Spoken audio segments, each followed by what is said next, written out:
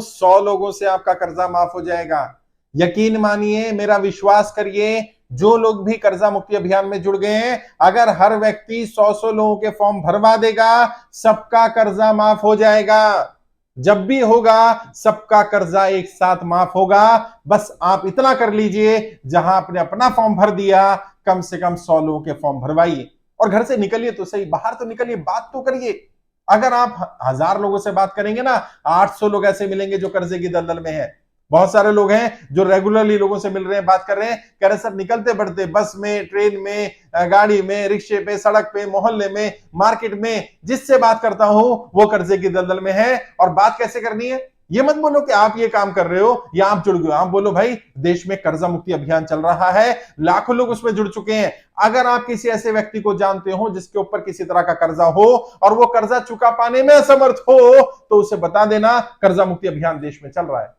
वो क्या, कैसे पता चलेगा? मैंने तो फेसबुक पर देखा था, आप भी फेसबुक पर चेक कर सकते हैं। अगर आप कहेंगे मुझे तो मैं आपको वो जानकारी भेज दूंगा, व्हाट्सएप कर दूंगा, या बता दीजिए मेरे पास व्हाट्सएप पर आया था, ताकि लोगों में ये ना लगे कि आपके ऊपर कर्जा है। लोग क्या सोच रहे हैं, मुझे बताना पड़ेगा, मैंने फॉर्म भर दिया आप भी भर दो। नहीं, आप सिर्फ इतना बोलो कि अगर आपको कर्जा मुक्ति अभियान के बारे में पता है तो ठीक है, नहीं तो मैं जानकारी दे दूंगा। मुझे पता चला है देश में कर्जा मुक्ति अभियान चल रहा है, आपके ऊपर गाड़ी का लोन है, हाउसिंग लोन है, एजुकेशन लोन है, क्रेडिट कार्ड का लोन है, किसान क्रेडिट कार्ड का लोन है, पर्सनल लोन है, साहूकार से लिया, रिश्तेदार से लिया, किसी भी तरह का अगर आपके पास लोन है तो वो लोन माफ हो सकता है। एक प्रयास किया जा रहा है। और लोग अगर बात करते हैं कैसे होगा, तो बोलिए 2 बार किसानों का कर्जा माफ हुआ है, 1992 में कर्जा माफ हुआ, 2008 में कर्जा माफ हुआ, कई राज्य सरकारों ने कई कर्जे माफ किए हैं, बड़े बड़े उद्योगपतियों का राइट ऑफ हुआ है लोन। तो ऐसे ही एक बार आम जनता का भी कर्जा माफ होगा।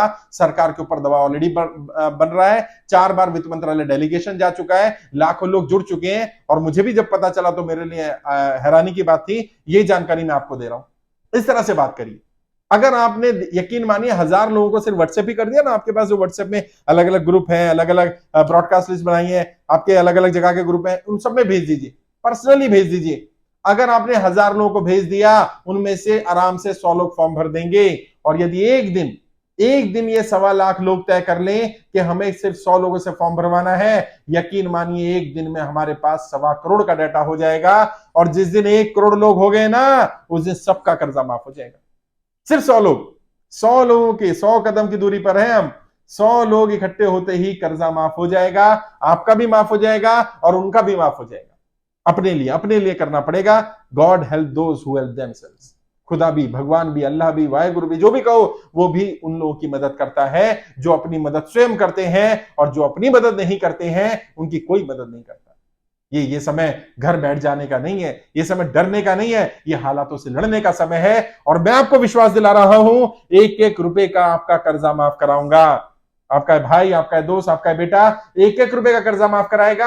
आप बस साथ दे दो, आप मेरी ताकत बन जाओ, आप मेरे हाथ बन जाओ। मैं नहीं जा सकता लोगों तक, मैं अपनी तरफ से प्रयास तो कर रहा हूं, लाखों लोगों तक अपनी बात पहुंचा रहा हूं, लेकिन एफर्ट तो आपको भी करने पड़ेंगे ना। हर व्यक्ति तय कर ले।